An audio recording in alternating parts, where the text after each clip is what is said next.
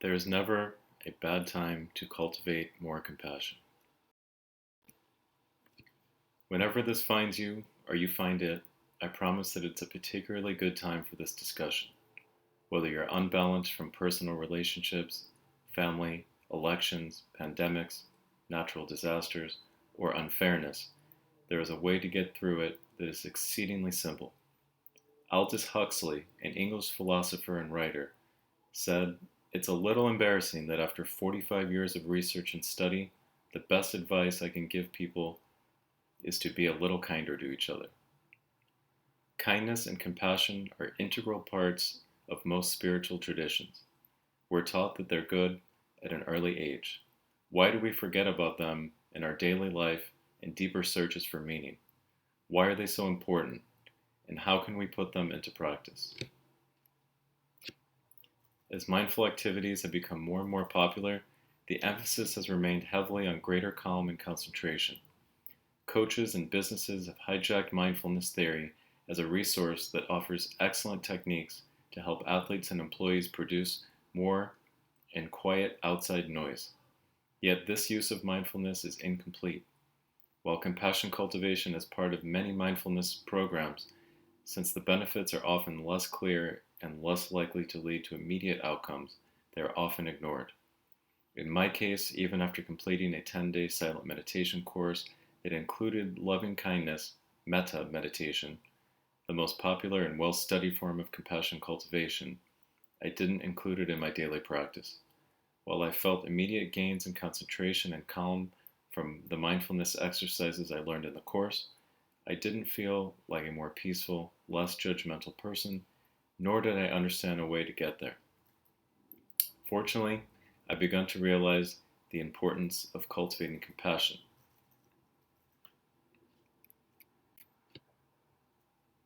When you generate negative emotions like anger or hatred, you become the first victim of your negativity.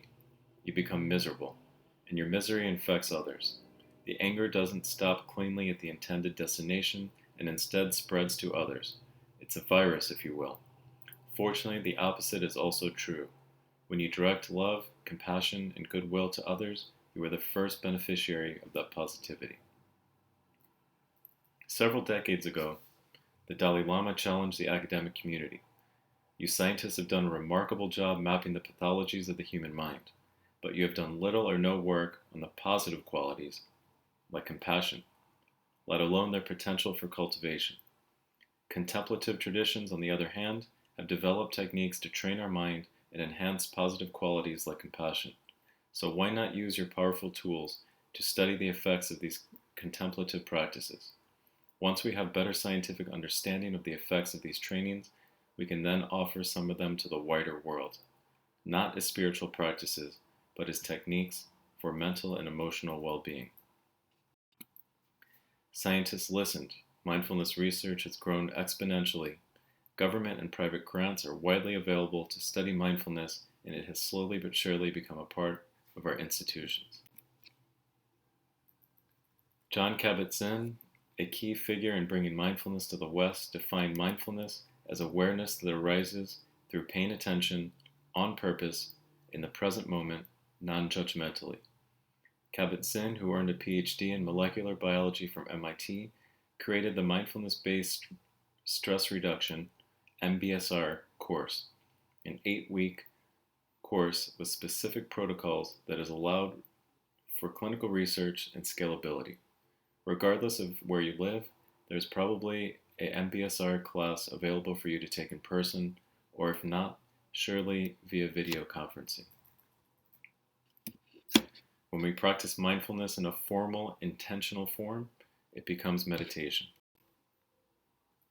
Some popular forms of meditation include breathing meditation, which is focusing on breathing in a controlled or uncontrolled manner. Mantra meditation, which is focusing and repeating the same word or phrase repeatedly. Visualization imagery meditation is focusing on a specific image or visualizing something happening. Chanting or praying is generally meditation that is connected to spiritual aspects. Body scan insight meditation is non-judgmentally observing the sensations in the body without reacting, and compassion or metta meditation is generating goodwill for yourself and others. We will take a deep dive on this particular practice soon. Right now, you might be wondering what form of meditation is the best. It's simple. If you give a technique a fair trial, feel that you are benefiting from it, and it isn't causing harm to anyone else, yourself included, it's good. Don't complicate it. Don't let meditation snobs turn their noses up at you. If they're judging you, their practice isn't working as well as they think. Most serious practitioners incorporate more than one form of meditation because a one-size-fits-all exercise doesn't exist for the mind, just as it doesn't exist for the body. This need not be an expensive endeavor. The most popular apps are excellent and reasonable if you use them regularly. There is an abundance of free resources readily available online. Don't go into a specific practice expecting miracles. Whatever you can integrate into your daily schedule and practice with consistency is the best. So, before we dive into compassion cultivation, let's first practice a quick breathing meditation, the simplest yet often most difficult way to help increase awareness, calmness, and concentration. To begin, put your devices down, get in a comfortable position, and with your mouth closed, observe every breath, the entire breath, as it goes in and out of the nostrils. Breathe naturally without controlling it.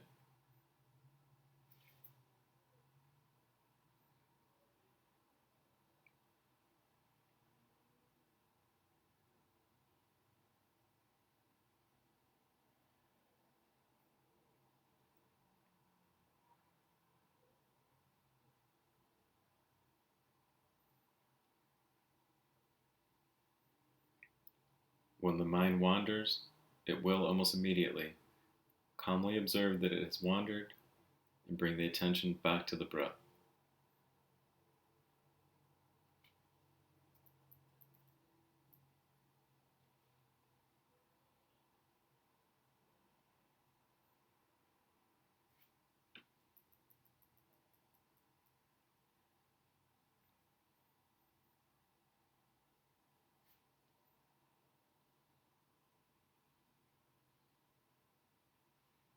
You may open your eyes.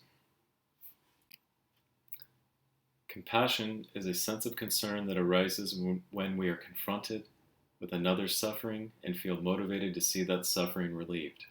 Going further back to its Latin root, compassion means to suffer with, but just suffering with someone is closer to what we call empathy.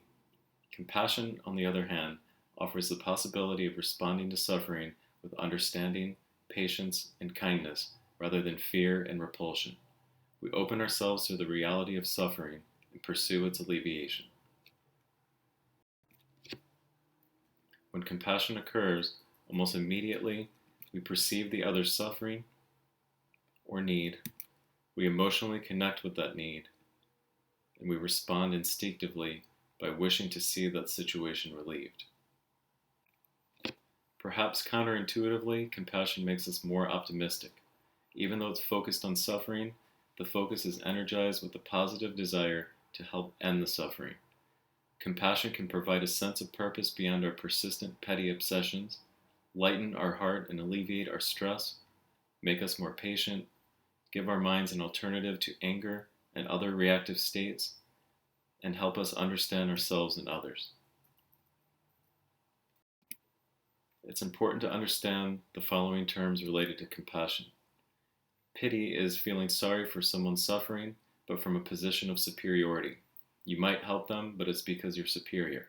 Stay away from it. Sympathy is feeling sorry for someone without any motivation to change it. Empathy is taking on the emotion of another without a plan or motivation for change. Loving kindness or metta is an act or feeling of goodwill toward another or yourself without expectations or judgments. While it's used interchangeably with compassion, metta is different because it does not have to be connected with suffering. While you can take on too much empathy for your own emotional good, you'll have an endless amount of compassion and kindness. It won't run out. You can't spend it all. Use this limitless credit card wildly, for it does not need to be repaid. Self-compassionate people, truly self-compassionate people, take care of themselves while being attentive to the feelings and needs of those around them. In fact, properly taking care of yourself provides the mental and physical health necessary to better take care of others.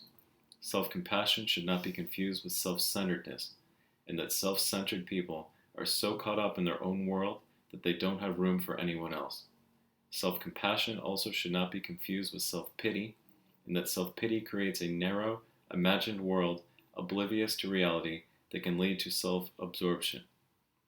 While people who are self-absorbed tend to make small problems appear to be overwhelming and unbearable, those who are self-compassionate can understand difficulties within a larger context of shared human experience, and that sense of proportion helps to deal with problems in constructive ways.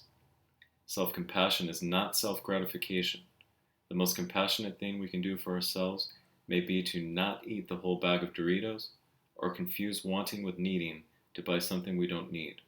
Self-compassion is not a simple impulse to treat ourselves, though sometimes, with a clear mind, we can certainly allow ourselves a treat. Compassion cultivation is widely studied under strict academic standards. Stanford Medicine's Center for Compassion and Altruism Research and Education, known as CCARE, has been performing research to examine the neural correlates and biological basis of compassion, the effects of compassion on the brain and behavior, and methods for cultivating compassion and promoting altruism within the individual and society-wide. One of those methods that they created is called the Compassion Cultivation Training, or CCT, which is a course that I recently completed. The course is not as widely offered in person as MBSR, but COVID-19 accelerated the availability of CCT via video conferencing, so the course is now available to anyone with an internet connection. As an alternative or in combination with the course, I highly recommend the book A Fearless Heart: How the Courage to Be Compassionate Can Transform Our Lives by Dr. Thupten Jinpa, one of the Dalai Lama's main interpreters and the principal author of the Stanford CCT course. The book explains the CCT course in detail, including practices. For anyone interested in the history of the academic research of mindfulness practices, I also recommend Altered Traits by Daniel Goleman and Richard Davidson. As we prepare to discuss scientific research, it's important to first understand the limitations of mindfulness research. Lack of replication, a limitation for many studies, including mindfulness studies.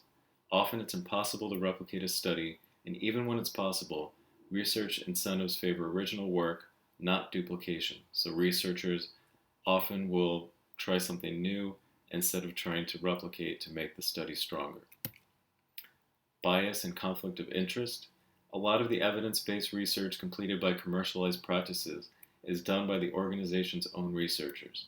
For example, Transcendental Meditation uses their own researchers, so while the research might be good and the practice might be beneficial, there's an obvious conflict of interest. Unfortunately, the more marketing claims I hear about evidence-based from a practice, the more skeptical I am about the actual evidence and its validity. WEIRD is an acronym that stands for Western, Educated, Industrialized, Rich, from Democratic Cultures. This is the makeup of most subjects in mindfulness studies, but it is not a proper representation of all humans on the planet. Variety of mindfulness practices, different types of meditation work on different parts of the mind, yet some studies don't properly define which type of meditation is tested, or they use a hodgepodge of meditation practices that aren't uniform. Accuracy of self-reporting. It can be difficult to verify the accuracy of time spent meditating, and more importantly, the accuracy of reported feelings. Psychological factors, like self-reporting of one's mood in the moment, are labeled soft measures, which aren't inherently inaccurate in a well-designed study, but can be influenced by expectation demand, the pressure or desire to report positive outcomes, or what the subject thinks the researcher wants to be reported. Hard measures, on the other hand, are biological processes such as heart rate and brain activity that are more difficult or impossible to be influenced. Mindfulness researchers have been able to transition from relying solely on soft measures to including many hard measures in their research.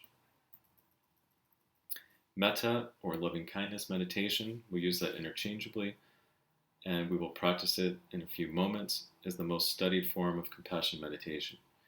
Peer-reviewed research studies with excellent research design and few or no limitations have found increases in positive emotions such as love, joy, gratitude, contentment, hope, amusement, and sense of connection from subjects taught metta meditation compared to control groups. Moving to harder measures, results of studies have shown that the practice activates brain circuits connected to loving concern, joy, and happiness, and improves heart rate variability. How long does it take to feel benefits?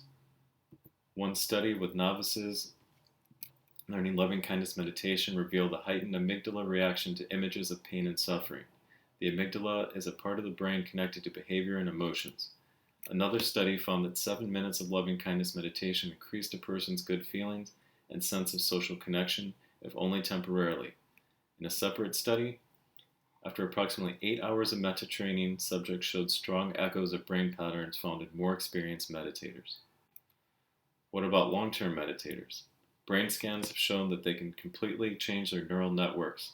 For example, while listening to disturbing sounds, long-term meditators were able to keep concentration on a small light at a greatly increased level compared to typical subjects.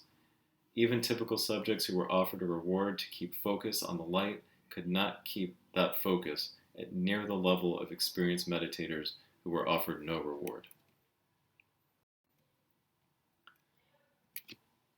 We have all been barraged lately with information and presentations about implicit bias, but unfortunately we tend to forget about it after it's over and continue our typical practices without any actual change. Researchers at Yale University dug deeper into this phenomenon by administering an implicit bias measurement, the implicit association test, to 3 groups. One group that was taught and practiced a loving kindness meditation, another group that only discussed loving kindness, and a closely matched control group that didn't practice or discuss loving kindness.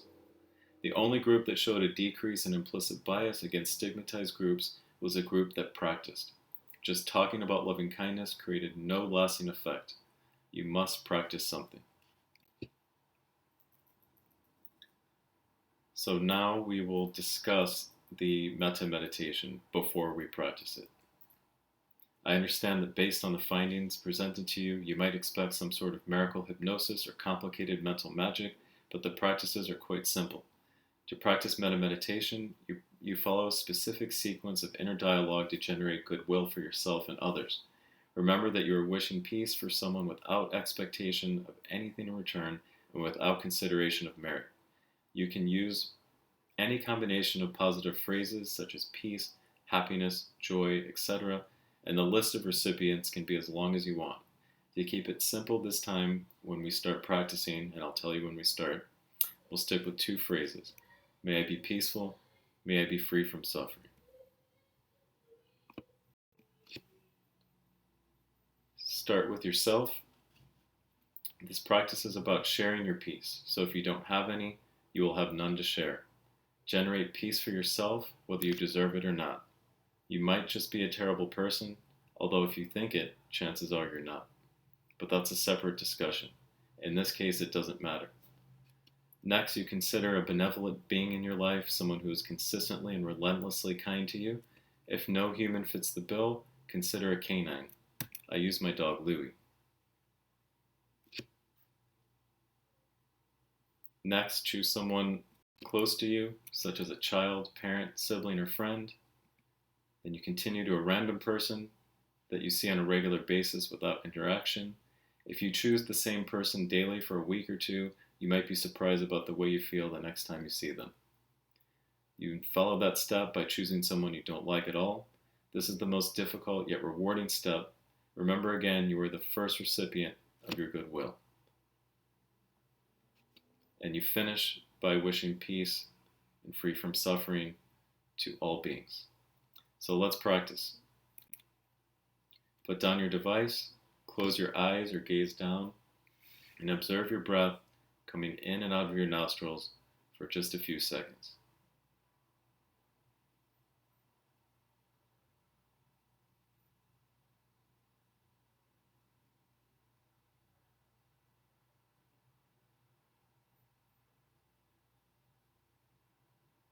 Now say to yourself, may I be peaceful, may I be free from suffering. Think about that human or animal who is always kind to you. May they be peaceful, may they be free from suffering. Think about a close person to you, a child, a spouse, a parent, a friend. May they be peaceful, may they be free from suffering. Now choose a random person that you don't interact with. May they be peaceful, may they be free from suffering.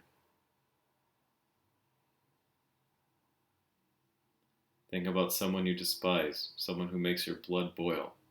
And remember, this is for your own benefit. May they be peaceful, may they be free from suffering. And finish by saying to yourself, may all beings be peaceful, may all beings be free from suffering. You can go ahead and open your eyes. Whether or not you think metta meditation is for you, a second practice called intention and dedication can easily be integrated into your daily schedule. Intention is a deliberate, conscious articulation of a goal. In this case, the goal can be kindness to yourself and others. You should connect the intention to an activity completed at least a couple times a day, such as washing hands, brushing teeth, or putting on shoes. Every time you wash your hands, for example, you set the intention. At the end of the day, when you get into bed, you complete the circle through the step called dedication, by quickly taking a mental note of how you did that day with your intentions without any judgment. The key to make intention and dedication part of your daily life is to connect it to one of these activities that you do all the time so that it's not a hassle, it's not something that you forget, it's not something that you're doing in addition. It's just attached to something that you're already doing every day. So in conclusion, I want to share a paragraph from Dr. Jinpa, who we talked about earlier, the Dalai Lama's interpreter, who also was the main author of the CCT course. He wrote, "Sometimes in the process of becoming educated, we slide into cynicism and lose touch with our caring heart. When I was at Cambridge, I was surprised to see how cynicism was often equated with intelligence and sophistication. If you weren't cynical, you were naive. But we shouldn't confuse cynicism with skepticism. The skeptic is open to being persuaded. The cynic, on the other hand, is uninterested and dismissive, closed, because it's safer that way. Closed because the cynic is afraid people will see how much he doesn't know. There is a danger that in wearing the badge of a cynic, we might forget how to take it off and get stuck with it. Cynicism breeds distrust, and distrust breeds loneliness, even bitterness, both known sources of misery. Learning, daring to care is the way to get unstuck from cynicism."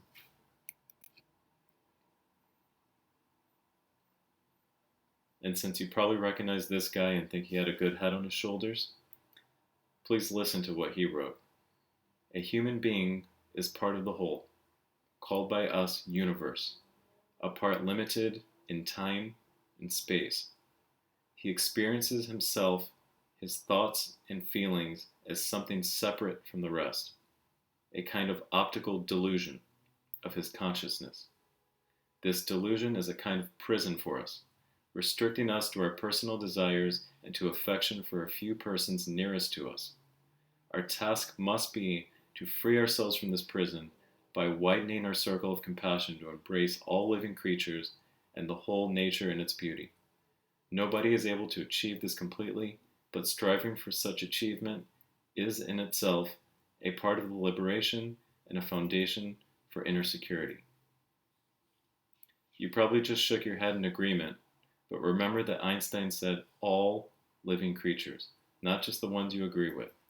If I ask you about politics right now, I'm confident that many of you will immediately forget about Einstein's words that you agreed with heartily 10 seconds ago when I ask you about people who follow the politician that you don't like. So I ask you to free yourself from your sex, from this prison. I'm more of a wannabe than an actual kind person. I fail every day, many times, but setting that intention and using it as a compass is, as Einstein said, helpful in and of itself. I'm talking to myself right now as much as I'm talking to you when I say again, be kind, be compassionate. And don't forget that the intellectual understanding of this topic will probably end up affecting you very little, as we've learned from the implicit bias study. Try the practices I offered or similar practices on a regular basis to see if it helps make a difference. May you be peaceful. May you be free from suffering.